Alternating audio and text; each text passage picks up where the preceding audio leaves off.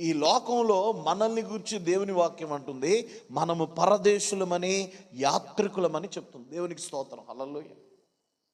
అంటే ఒక పరదేశిలాగా యాత్రికునిలాగా మనం బ్రతకాలి. దేవునికి స్తోత్రం.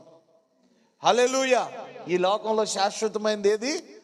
మన దృష్టి. నెహెమ్యా దృష్టి ఎక్కడుందంటే ఆయన బబులోనులోనే ఉన్నాడు, కానీ ఈ ఫోకస్ జెరూషలేం. హల్లెలూయా.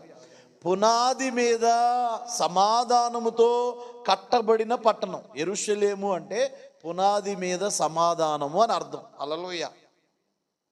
హల్లెలూయా.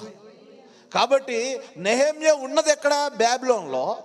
నెహెమ్యా ఉద్యోగం చేస్తున్నది ఎక్కడ? బాబిలోన్లో. నెహెమ్యాకి తిండి దొరుకుతున్నది ఎక్కడ? బాబిలోన్లో. నెహెమ్యా యొక్క రూట్స్ ఇప్పుడు ఎక్కడున్నాయంటే బాబిలోన్లో. కానీ నెహెమ్యా యొక్క ఫోకస్ మాత్రం ఎక్కడుంది అంటే దేవుని పని మీద, దేవుని మందిరం మీద, దేవునికి సంబంధించిన దాని మీద. హల్లెలూయా.